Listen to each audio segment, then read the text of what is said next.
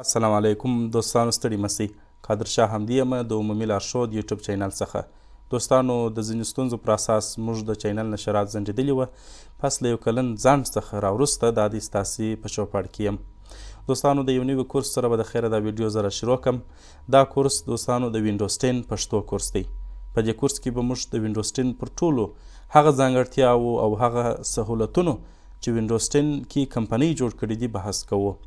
خپله وینډوز څه دی دوستانو وینډوز خپله یو سیستماتیک سافټویر دی چې کمپیوټر ته د کار کولو وړتیا ورکوي. یعنې دا یو داسې تعریف دی چې موږ کولی شو د وینډوز په پیژندګلوۍ کې کار ترې واخلو.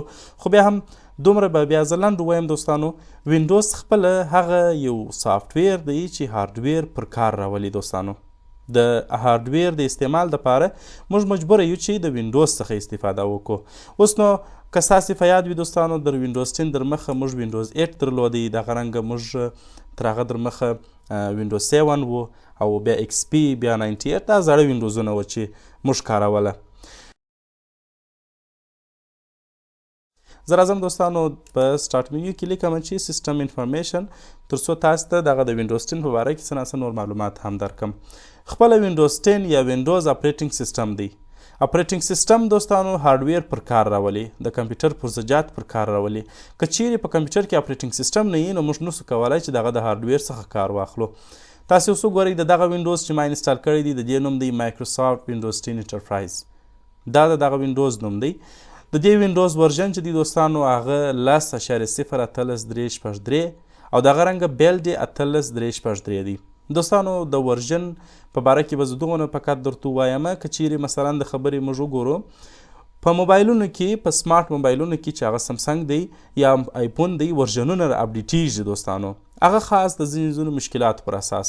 مثلا د خبرې که تاسو چیرې وګورئ په ساده یو ساده موبایل وګورئ او بیا دغه د سمارټ فون سره پرتله کوئ، دا ورژنونه یې ډېر فرق سره کوي. هلته ډېر سهولتونه یې، ډېرې اسانتیاوې. په دغه خاطر باندې وینډوز 10 هم ورژنونه لري. تاسو اوس وګورئ دا په 10م ورژن کې دی. شاید تر دې اوس اپډیټ ورژن راغلی وي، په هغه کې سهولتونه نور اضافه سوي وي. بل دوستانو، بل مهم شی چې دی هغه په وینډوز کې، په وینډوز 10 کې نور ډولونه هم شته. تاسو اوس وګورئ دا زما سره انټرپرایز دی، خو موږ دوستانو په وینډوز 10 کې موږ وینډوز هوم لرو، وینډوز پرو لرو، دغه رنګه وینډوز 10 انټرپرایز، وینډوز 10 ایجوکیشن، وینډوز 10 موبایل and Windows 11 دا یو بل ورژن دی، او دغه رنګه موبایل انټرپرایز. دا ټول د وینډوز 10 ورژنونه دي. کله چې تاسو دوستانو کمپیوټر را خلاص کړئ، تاسو سره داسې یو صفحه خلاصیږي. تاسو اوس وګورئ دې صفحې ته ډیسکټاپ وایي. ډیسکټاپ دا د دې صفحې نوم دی. پر دې صفحې چې کم مواد پراته وي دا یې ګورئ، دلته یو څه شیان شته، دې ته آیکنونه وایي دوستانو. آیکن خپل آیکن د یو خاص پروګرام یا د یو خاص شي نمایندګي کوي.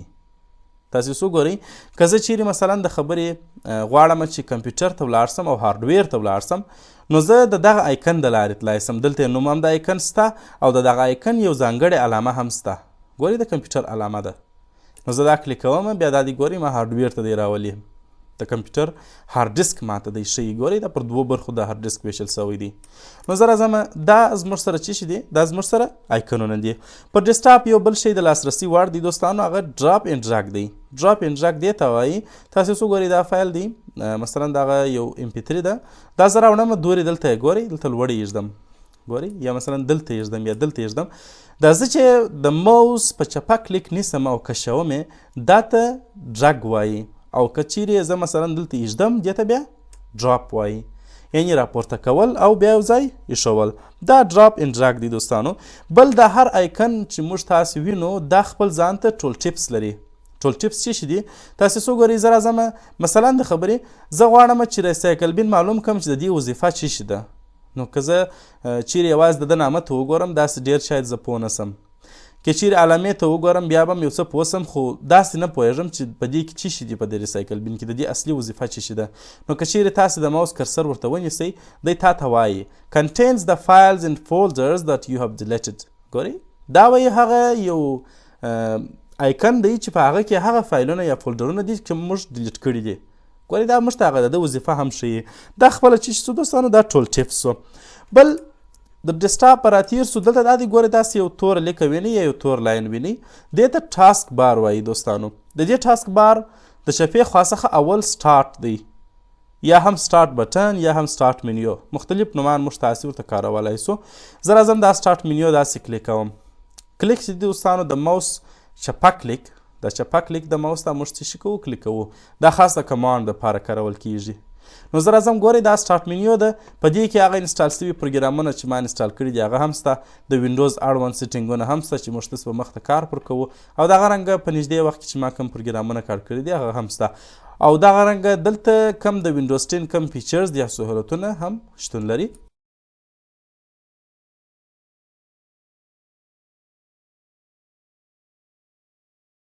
بل هم دوستانو زموږ سره تر سټارټ بټن وروسته کورټانا ده. کورټانا داسې کار کوي دوستانو چې تاسې فقط یو د پروګرام نوم یا د یو فایل نوم ورته ووایاست، دی تاسې د هغه فایل راولي. تر هغه وروسته موږ ورچوال ډیسکټاپ لرو یا ټاسک ویو. د دې کار دا دی دوستانو موږ کولی سو چې په وینډوز 10 کې څو ډیسکټاپونه وکاروو. ګورئ دا خو یو ډیسکټاپ دی چې زه کار پر کوم. دلته کولی سي چې یو بل ډیسکټاپ هم جوړ کړي او ورې کار وکړي او دواړه پر یوه وخت مدیریت کوي. دا چې څنګه دا بیا مخته موږ تاسې په دې شي باندې سر خلاصوو. خو زه راځم دی کلیک کوم، تاسې اوس وګورئ اوس دی زما سره دغه ډیسکټاپ په دې شکل ښیي. د ګورئ ډیسکټاپ 2 هم زه کولی سم راولم، 3 4 او نوی ډیسکټاپ هم زه جوړولی سم. خو پر دې باندې وروسته موږ خبرې کوو چې څنګه جوړیږي او څنګه کار ترې اخلو. بل هم دوستانو زموږ سره مایکروسافټ ایج دی. د دې پخوانی نوم انټرنیټ ایکسپلورل و، اوس یې نوم مایکروسافټ ایج ورکړی دی. که چیرې زه دی کلیک کړم تاسې اوس وګورئ دلته دی زموږ سره دا رقم کار کوي چې انټرنیټ کنیکټ وي، نو بیا به دی زموږ سره وظیفه اجرا کړي. زه راځم دا کلوزوم. او بل هم براوزر چې بل براوزر چې دی هغه ګوګل کروم دی چې هغه هم د ایج رقمه تقریبا کار کوي. او بل فایل ایکسپلورل دی. فایل ایکسپلورل دوستانو که چیرې تاسې سمارټ فون ولرئ، په سمارټ فون کې د مای فایلز په نامه باندې یو آیکن یا یو ایپ شته. هغه ایپ وظیفه دا ده د مای فایلز ده چې ستاسې په موبایل کې چې څه ویډیو وي، څه MP3 وي، څه فلمونه وي، څه پروګرامونه وي، ټول دلته وجود لري. صحیح سو؟ کله چې تاسې کلیک کړئ دا مای فایلز ورې ټول دا شان وي، تاسې کولی سئ چې هغه اکسس کړئ او د هغه څخه کار واخلئ. کمپیوټر هم دغه رقم مای فایلز یا فایل ایکسپلورر لري. تاسې چې کله دا کلیک کړئ په دې کې د هارد ډیسک څه پرځای چې دي، مثلا د هارد ډیسک هغه پارټیشنونه چې دي 2 ډرایوه موږ جوړ کړي دي هغه هم تاسې ته ښیي. په دې ځای کې تاسې کولی سئ چې دلته هم خپلې ویډیوې وګورئ او خپل هغه فایلونه چې کړي اکسس کړي. او دغه رنګه ډیسکټاپ شته دلته ګورئ د یوه کلیک سره تاسې کولی سئ ډیسکټاپ شان هم دلته وګورئ، ډاکومنټس او ډاونلوډز او دا نور هم ټول شان دلته شته. او دغه رنګه ځینې سیټینګونه یې دلته شته چې دا بیا مخته موږ تاسې وایو د خیره ویو دی. ګورئ دا مکمل سیټینګونه دي. نو زه راځم دا ایسته کوم. په دغه ترتیب سره دوستانو بل چې موږ لرو دلته هغه سټور دی، مایکروسافټ سټور. مایکروسافټ سټور دوستانو یو ورځ به زه انشاءالله خپل کمپیوټر ته نیټ کنیکټ کړم او پر دې به موږ علیحده جلا کار وکړو. مایکروسافټ سټور دوستانو داسې کار کوي چې هغه موږ کولی سو په هغه کې د وینډوز 10 دپاره نوي پروګرامونه چې جوړ سوي وي، مثلا د خبرې ګیمونه شته په دې سټور کې، په دا مایکروسافټ سټور کې په دې کې نوي پروګرامونه شته چې هغه کولی سو موږ په وینډوز 10 کې استفاده کوو. دغه رنګه دا اخري دانه چې دي دوستانو دا اوس فعلا ریکارډینګ روان دی، دا سافت روان دی، نو دا کمپټاشیا پروګرام دی. او بل هم دوستانو په ټاسک بار کې موږ نوټیفیکیشن ایریا لرو. دا هغه ساحه ده چې په کمپیوټر کې کوم نوی تغییر راسي یا هم د کمپیوټر وایروس یو نوی وایروس ونیسي، نو دا د نوټیفیکیشن یا د خبرتیاو ساحه ده. تاسې وګورئ دلته یو کوچنی بټن شته، دا وګورئ دلته. او دغه رنګه مثلا د خبرې ملور بایټس وینډوز فایروال کنټرول یو پروګرام دی، هغه هم دلته شته، د هغه یو نوټیفیکیشن دی، یو خبرتیا ده. دغه رقم بل موږ دا دی مایک اوس بسته کړی دی، دلته دا دی ګورئ مایک هم ما سره شته. او بل د بیټرۍ په باره کې معلومات چې 99% چارج ده او اوس هم په چارج کې ده. دغه رنګه د وای فای یا د نیټورک معلومات دي چې مثلا دلته موږ تاسې کولی سو چې وای فای کنټرول کړو یا هم نیټورک به ستا کړو، موډیم به ستا کړو، انټرنیټ وکاروو. دا به بیا د دوستانو موږ تاسې په آینده کې د دې څخه نور هم کار واخلو او پر دې به کار وکړو چې دا څنګه کار کوي. بل دوستانو اواز دی، ګورئ تاسې وګورئ دلته کولی سئ تاسې اواز لږ کړئ یا هم ډېر کړئ. او بل دوستانو کولی سو چې په دې ځای کې موږ ژبه واړوو. ګورئ اوس انګلیسي ده، کولی سئ چې پښتو ته یې واړوئ. دغه رنګه دلته ډیټ اینډ ټایم دی، تاریخ او وخت. ګورئ دلته دوستانو دا زما سره دا تاریخ دلته ښیي، البته دلته او دلته بیا زما سره چې ښیي وخت ښیي. او په دې ځای کې هم ما سره تاریخ ښیي چې د اګست 2021 د اګست میاشت 25 تاریخ دی. دغه رنګه دوستانو نیو نوټیفیکیشنز دی. پر نیو نوټیفیکیشن به دوستانو موږ تاسې په آینده کې هم ډېرې خبرې ولرو چې دغه بټنونه چې دلته شته دا څه کار کوي، او دلته نوي نوټیفیکیشن نوي خبرتیاوې په دې ساحه کې راځي. نو دغه رنګ هم دوستانو تاسې کولی سئ د کمپیوټر رڼا تیزه کړئ یا هم چې کړئ خامه کړئ په دې ساحه کې. زه راځم دوستانو نور هم په ډیسکټاپ باندې غږیږم.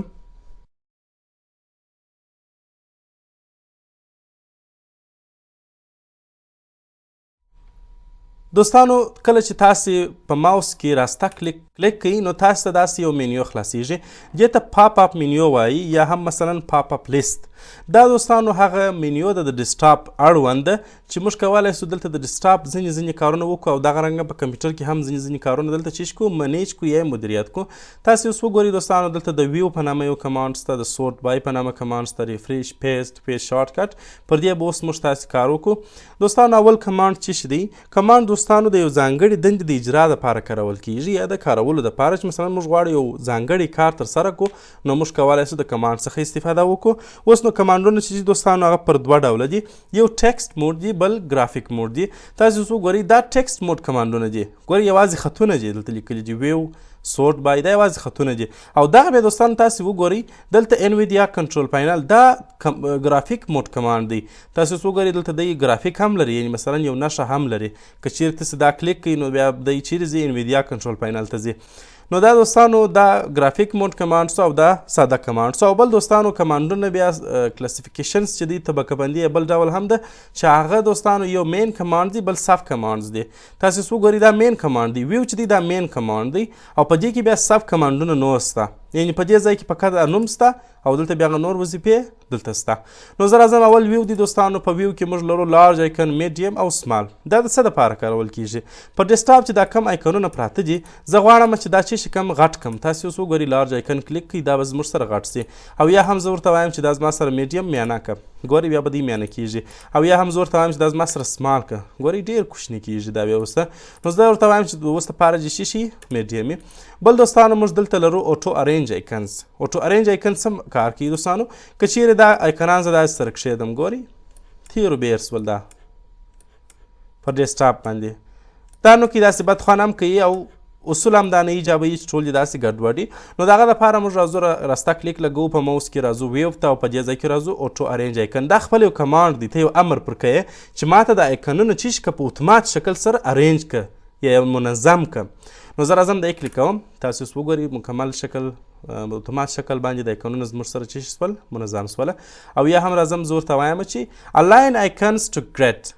دا بیا څه کار کوي دوستانو؟ تاسو اوس وګورئ زه نسم کولی چې دغه آیکن دلته داسې نږدې ورسره کښېږدم، ګورئ نه ایښول کېږي. دغه ډیسکټاپ چې دی دوستانو دا ګرده داسې دی یو جعلي شکل دی، صحیح دی.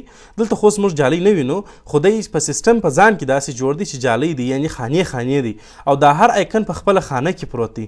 موږ نسو کولی چې دغه یو آیکن د بل په خانه کې ورسره کښېږدو، ګورئ نه ایښول کېږي. نو زه غواړم چې دغه کار ترسره کړم نو د هغه دپاره راځئ دغه اپشن غیر فعال کړئ. اوس راځم دا دلته ایږدم، ګورئ خو دی بیا دلته یو بل اپشن دغه اوټو ارینج به هم ایسته کوئ.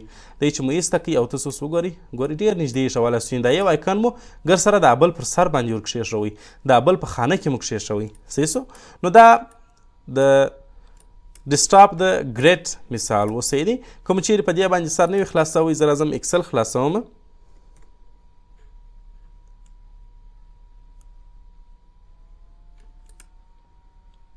ګورئ تاسو وینئ دوستانو په اکسل کې خانې دي. دا ډیسکټاپ هم داسې د خانو څخه جوړ دی، هر آیکن په ځانګړې خانه کې پروت دی، ګورئ. نو په دې ترتیب سره موږ نسو کولی چې یو آیکن د بل آیکن په خانه کې کښېږدو یا نیمۍ کړو ورسره، نیمۍ په هغه خانه کې نیمۍ په خپله خانه کې. خو تاسو کولی سئ چې د دغه دوو اپشنو په غیر فعاله کولو سره دا کار ترسره کړئ. زه راځم اوټو ارینج آیکن کوم او بیا راځم ورته وایم چې الاین آیکن ټو ګریډز. بل دوستانو شو ډیسکټاپ آیکنز. په ډیسکټاپ چې کم آیکنونه دي دا ماته ورک کړه، ګورئ کمانډ ما کلیک کړي اتومات زما سره آیکنونه ورک سول. خو که زه چیرې راسم دی شو کم، تاسو اوس وګورئ د آیکنونه بیرته ماته چې شي سول شو سوله. او بل هم دوستانو موږ لرو سورت بای. سورت بای څه کار کوي؟ یعنې ماته یې ترتیب که، صحیح سو. څنګه یې ترتیب که؟ زه ورته وایم همدغه دې سپیسي باید دلته پروت وي. نو زه راځم دلته ورته وایم چې سورت بای نیم. ګورئ دې سپیسي په اتومات سر ته کړه، صحیح سو. دا د اسندینګ او ډسندینګ موضوع ده چې دا مخته هم موږ تاسې یو څه کار پر کوو، یعنې مثلا صعودي شکل یا نزولي شکل. خو دا وروسته موږ تاسې وایو بس فقط تاسو دونه زده کړئ چې په نامه سره دی موږ ته دغه آیکنونه تنظیموي. او بل سایز، دا هر آیکن سایز چې ډېر هغه سر ته که، یعنې هغه دلته دغه ځای ته راوړه. نو هغه ګورئ تاسې که دا سایز کلیک کړئ، ګورئ دا یو MP3 ده د J 440 MB سایز دی، تر دا نورو ګردو ډېر دی. نو دا یې سر ته کړئ. او بل زه ورته وایم چې یا آیټم ټایپ، ګوره آیټم ټایپ په شکل یې ماته چې منظم که. دلته خبره چې شته دوستانو، دغه دواړه فایلونه چې دي دا د پاور پوینټ فایلونه دي، یعنې پی پی ټي فایلونه دي. که زه چیرې مثلا د خبرې دا دلته کښېږدم او زه راسم دا دلته کښېږدم، ګورې دا دواړه سره جلا سوه. زه ورته وایم چې هغه ایکنان چې هغوی سره ورته یي یا د یوه پروګرام اړوند دي هغوی ما ته یو ځای کښېږده. نو بیا موږ څه شي کاروو؟ ایټم ټایپ کاروو. ګورئ په دې ترتیب سره زه بیا نیم کم ایټم ټایپ یې کړم. ګورئ بیا دواړه ما ته چیش کوي منظموي. زه ورته وایم چې ډیټ موډیفاید داسې ما ته منظم که چې مثلا د خبرې تر ټولو اخري چې کوم ایکن راغلی دی یا جوړ سوی دی هغه سر ته راځم ډیټ موډیفاید. ګورئ تر ټولو اخري دی چې سوی دی جوړ سوی دی. دلته بیا دغه ډیټ او ټایم تاسو ته ښیي په دې ځای کې. زه راځم بل موږ لرو ریفریش. ریفریش دوستانو د سیټینګ یا د مثلا د کمپیوټر د هارډویر یو ریفریش دی چې دا په وینډوزونو کې په وینډوز 10 کې دا دونه مؤثر نه دی، خو بیا هم که چیرې مثلا د خبرې ستاسو کمپیوټر کله نه کله سلو سو نو تاسې راسئ ډیسکټاپ ته په ماوس کې راسته کلیک ولګوئ او راسئ ریفریش یې کړئ. صحیح دی. دی په کیبورډ کې هم شارټ کټ لري چې هغه F5 دی. په کیبورډ کې شارټ کټ F5 دی. نو زه راځم دوستانو بل موږ لرو پیسټ او پیسټ شارټ کټ. بل لرو دوستانو په پاپ اپ منیو کې یا په پاپ اپ لیست کې پیسټ او پیسټ شارټ کټ. د دې وظیفې څه دي دوستانو؟ که چیرې مثلا د خبرې تاسې کاپي کړې وي، کاپي سره انشاءالله تاسې ټول بلد یاست، یو کاپي د بل موف دی. صحیح دی. د دې دوو ترمنځ فرقونه باید موږ تاسې وپېژنو. زه راځم دا څنګه مثال لري. زه راځم دلته یو فولډر جوړوم. دا فولډر دا دلته پروت دی. فولډر دا دلته پروت دی. صحیح دی. زه غواړم چې دغه فایل دلته ور واچوم. که زه چیرې غواړم چې دا فایل د دې ځایه پورته کړم دلته چې یي خو دلته چې نه یي، صحیح سو، دا ته موو وایي یا کټ ورته وایي. صحیح دی. او که زه چیرې غواړم چې دا فایل چې دلته هم پاتې سي او دې فولډر ته جم راسي دا بیا کاپي ده. فقط د اوس دپاره دغونه زده کوئ. زه راځم پر دې راسته کلیک لګوم او دلته کاپي وایم. صحیح دی. او بیا راځم دی راخلاصوم ډبل کلیک او راځم دا دلته چې کوم پیسټ. ګورئ ته ماته کار شروع کړي. هغه پاپ اپ منیو ده خو دلته دا دی ګوره د پیسټ کار زموږ سره وکړي. دا دلته هغه فایل ماته راغلی، دلته هم سته دلته هم راغلی. صحیح دی. او که یا تو ورته وایه چې ماته یې چې که شارټ کټ یې پیسټ کړم په دغه فولډر کې دي، زما اصلي فایل نه دی په کار، دا زه چې کوم دا زه ډیلیټوم. زه ورته وایم دی ماته چې که شارټ کټ یې پیسټ کړه. شارټ کټ معنا څه شي؟ معنا دا ګورې زه دی کلیک کوم او دی به داسې کړم. دغه فایل خو دی دلته سته، دلته یې ماته شارټ کټ راغلی، یعنې فقط یو لینک یې راغلی. لکه مثلا د خبرې موږ چې ویب سایټ خلاصوو لینک یې فقط کلیک کوو، لینک څخه اتومات ما چیرې بیا ویب سایټ ته بیایي. که چیرې ویب سایټ نه وي دا لینک هم بیا کار نه کوي. شارټ کټ بس دغسې مثال لري. که چیرې دغه اورجینل فایل نه وي، د اصلي فایل نه وي، دغه شارټ کټ بیا کار نه کوي. خو که چیرې زه دی ډیلیټ کړم دی نه ډیلیټېږي. صحیح دی. که چیرې زه په ده کې تغیرات راولم ثبت یې کړم په ده کې راځي. یعنې دی مازې موږ ته چې دی یو دروازه ده. نور هغه اصلي کور هغه اصلي ځایونه چیرې دي؟ په د اصلي فایل کې دي. صحیح سو. نو زه راځم دا پیسټ شارټ کټ کارو. بل دوستانو دلته زموږ سره د انډو او ریډو په نامه اپشنونه شته. انډو او ریډو. زه راځم نوټ پیډ به خلاص کړم. نوټ پیډ وروسته موږ تاسې وایي دوستانو چې نوټ پیډ څه کار کوي زموږ سره. ګورئ دوستانو یو انډو دی او بل هم ریډو دی. صحیح دی. انډو دوستانو د دې وظیفه چې شته د انډو ده. انډو معنا شاته ولاړ شه. انډو کمانډ دی، امر دی، یعنې شاته ولاړ شه. ریډو بیرته مخته راشه. صحیح دی. اوس په کمپیوټر کې دی داسې کار کوي. مثلا د خبرې تا دلته دا شارټ کټ دا دی جوړ کړي. صحیح دی. ته راسه دلته په دې ځای کې دغه انډو ته راسه. دلته موږ تاسې که فکر وي ما یو دغه فایل ډیلیټ کړي، هغه بل دانه چې ما کاپي کړي هغه ما ډیلیټ کړي. زه ورته وایم دا ډیلیټ ماته بیرته چې که شاته که د فایل بیرته ماته راوړه. نو انډو ډیلیټ ووه. ګوره بیرته هغه اصلي فایل ماته راوړي. صحیح دی. کنټرول زیډ چې دی شارټ کټ دی. که چیرته کنټرول زیډ ووایي هم صحیح دی. بیا زه ورته وایم یا بیرته ماته مخته ولاړ شه، فایل بیرته ډیلیټ کړه، ریډو یې کړه. ګوره بیرته فایل ډیلیټېږي ماته. دی زما سره په کمپیوټر کې په دې ترتیب کار کوي. د دې شارټ کټونه په یاد ولرئ. کنټرول زیډ چې دی کنټرول زیډ دا د انډو شارټ کټ دی او دغه رنګه د شارټ کټ چې بیا دی دوستانو هغه کنټرول وای دی. صحیح دی. دا دوستانو دغه دوه موضوعات چې په پاپ اپ منیو کې اضافه سوي دي دلته دا دواړه په یوه ایکن کې ځای پر ځای سوي دي. که ستاسې فکر دی ګوره زه راځم البته په یوه کمانډ کې دلته زه راځم دا چې کوم دا ډیلیټوم. اوس تاسې وګورئ یو کمانډ دی خو دوه وظیفې دلته ځای پر ځای دي پکښې کې. صحیح دی. دې ته موږ وریبل وایو. وریبل په پاپ اپ منیو کې ځینې داسې کمانډونه شته ګورئ که چیرې دا پوښتنه راغله چې په پاپ اپ منیو کې هغه کم کمانډ دی چې هغه د وریبل شکل لري هغه انډو او ریډو دي. وریبل څه معنا لري دوستانو؟ وریبل دا معنا لري ګورئ په وریبل کې موږ درلودله چې ایکس او وای. صحیح دی. دا په وریبل کې موږ لرو. ایکس او وای څه معنا لري؟ ایکس او وای دا معنا لري مثلا د خبرې موږ کولی سو چې ایکس ته قیمتونه ورکو هر کم قیمت چې موږ ورکو وای ته هم چې کولی سو ورته اساینولی سو کولی سو. صحیح دی. یعنی مطلب دا دی دغه یو کمانډ چې موږ ته د دوو شانو وظیفه اجرا کوي دا د ایکس او وای شکل لري وریبل دی. دا مثلا د خبرې موږ یوارې د ریډو قیمت ورته پاس کوو ریډو مثلا ماته مخ ته ولاړ شه او بیا ورته وایي چې انډو د انډو قیمت ورته پاس کوو. صحیح دی. دا موضوعات یو څه لوړ دي دا بیا موږ تاسې په کنټرول پاینل کې هم څه نه څه خبرې پر دې ولرو او که چیرې خبرې پر دې نه وي نو بیا په پروګرامینګ کې دا موضوع بیخي ډېره حل سوې ده. بل موږ لرو انویډیا کنټرول پاینل دوستانو. دا په هغه کمپیوټرونو کې راوړي چې هغه ګرافیک ولري. صحیح دی. ډیډیکیټ ګرافیکس میموري ولري. دا چې دا ډیډیکیټ ګرافیکس میموري چې شته دا بیا د خیر سره موږ تاسې په کنټرول پاینل کې دلته دا وایو. صحیح دی. ګورئ دلته شته ده انویډیا کنټرول پاینل دا بیا دلته وایو. زه راځم بل لرو موږ تاسې دوستانو نیو. په نیو کې ما سره څه کم کارونه سرته رسول کېږي. زه راځم دا دلته ایږدم. په نیو کې دوستانو اول موږ سره فولډر جوړیږي. فولډر دا دی جوړ سو. ګورئ اول یې نوم راځي دوستانو. زه دا نوم ته ورته وایم چې دا نوم مثلا د دې فولډر نوم چې دی ای دی. بیا یا انټر یا هم دوری کلیک ولګوئ هم دغه فولډر نوم چې سو ای سو. زه راځم ورته وایم چې زه وایم یا دلته زه راځم نیو ته او بیا راځم دی کلیک کوم. د دې پر ځای دا ښه دی زه شارټکټ کار کوم. نو د شارټکټ دپاره دوستانو د فولډر د جوړولو دپاره کنټرول شفټ ان موږ تاسې ته چې کوي فولډر جوړوي. دغه شارټکټ دی کنټرول شفټ ان کولی سي هغه ته هر نوم ورکړي. صحیح دی. دا دوه فولډر زما سره جوړ شو. بل راځم دوستانو په نیو کې موږ لرو شارټکټ. ګورئ زه غواړم چې د یو شي شارټکټ جوړ کړم نو څنګه یې جوړ کړم نو راسه دلته نیو ته راسه او شارټکټ کلیک کړه. شارټکټ چې کله کلیک کوي اوس راځم ورته وایم چې براوز د څه شي شارټکټ جوړوې. زه ورته وایم چې د دغه ای فولډر شارټکټ جوړم. اوکې که نیکسټ که مثلا نیم ورکوي چې ای فولډر شارټکټ. بیا راځم فینیش. تاسې وګورئ دغه د ای فولډر شارټکټ یې دلته ماته ته جوړ کړي. ای فولډر شارټکټ که زه چیرې دی ډیلیټ کړم ګورئ دا زه دی ډیلیټوم دی بیا وروسته زما سره چې کوي کار نه کوي. صحیح دی. که چیرې دغه ریسایکل بین خالي کړم ګوره امپټي دی بیخي زما سره بالا بیا کار پرېږدي. زه مجبوره یم چې دی به ډیلیټوم.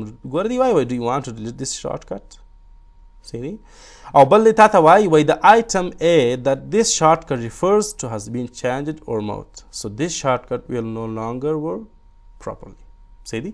نو دغه شارټکټ هغه اصلي فایل دی وایي ډیلیټ شوی دی نو دی به نور کار ونه کړي. نو زه راځم دی هم ډیلیټوم. بل راځو موږ په نیو کې وایو دوستانو مایکروسافټ اکسس ډیټابیس. که ته غواړې چې د اکسس ډیټابیس یو لنډ شارټکټ ولرې البته شارټکټ نه د هغه پروګرام یو آیکن ولرې د دې آیکن د لارې ته کولی سي چې په اکسس کې یو ډیټابیس ژر تر ژره چې کې ډیزاین کړي. اړتیا نشته چې ته راسې سټارټ منیو ته او دلته بیا اکسس پیدا کړي. صحیح دی. او بل موږ لرو په دې ځای کې د ورډ هم په دغه شکل د اکسس ته پروجیکټ ته پاور پاینټ ته پبلیشر ته دا ګرده بیا موږ تاسې په افیس کې کار پر کوو د خیر انشاءالله. او بل موږ لرو د وینریر د زیپ فایلونه. صحیح دی. ته کولی سي چې دلته یو زیپ فایل شارټکټ جوړ کړې او بیا دا زیپ فایل ته یو شی ور واچوې.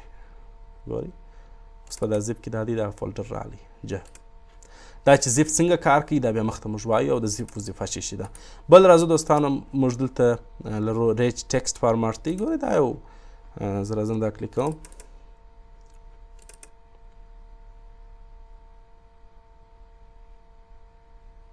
په دې ځای کې ته کولی سي چې یو نوټ ونیسې د ځان دپاره په ورډ کې. بل لرو موږ تاسې دلته دوستانو ټیکسټ ډاکومنټ د نوټ پیډ یو شارټکټ ته یږدې کولی سي چې په هغه کې خط ولیکي او هغه ثبت کړي. صحیح سو. اوس که ته راسې دلته خط په ثبت سوی. صحیح دی. او بل راځو موږ تاسې دلته لرو په نیف کې مایکروسافټ ویژو دا هم د مایکروسافټ افیس یو پروګرام دی چې په دې کې نقشې ډیزاین کیږي د کورونو نقشې د دوکانونو د هر څه. ایکسل دی دوستانو دغه رنګه وینریر زیپ ارچیف دی. نو ستاسې له توجه نړۍ مننه دوستانو.